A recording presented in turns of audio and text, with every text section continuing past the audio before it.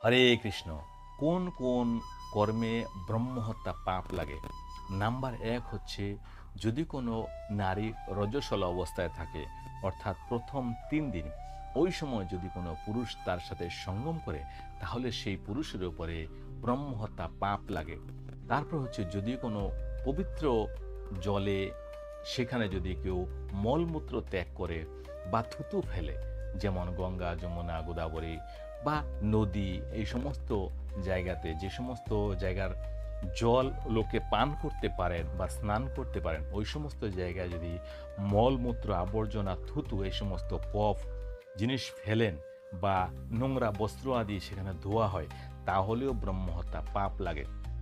তারপর হচ্ছে, যদি দেখছেন আপনার কোনো কাজ নেই, তারপরেও বড় ধরনের কোনো বৃক্ষ, যেটাতে অনেক হয়তো পাখি আশ্রয় নিচ্ছেন বা অনেক পথিকরা এসে বিশ্রাম নিচ্ছেন, সেই গাছকে কাটা হলো, তাহলেও তার উপরে ব্রহ্মহত্যা পাপ লাগে।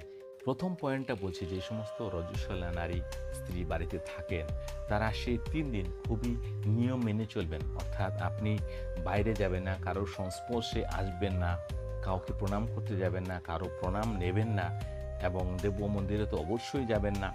তারপর হচ্ছে, ওই সময়টা যদি পারেন আপনার জামা কাপড় আলাদা রাখুন, অন্য কারোর সাথে যেন সংস্পর্শে না আসে, এবং স্বামীর থেকেও দূরে থাকুন। কেননা স্বামীর সাথে মিলনেও বা স্বামীর সংস্পর্শেও আপনার এই পাপ কিন্তু স্বামীর গায়েও যাবে, এবং সেই পাপ কিন্তু আমাদের ভোগ করতেই হয়। সেজন্য যতটা সম্ভব, যদি আপনার বাড়িতে জয়েন্ট ফ্যামিলি থাকে, তাহলে বাড়ির লোকেরা তো জানবেই আপনার কি অবস্থা আছে, তাহলে তাদের দিয়ে সেই কাজগুলো করিয়ে নিন, সেটা আপনার জন্য মঙ্গলময় হবে।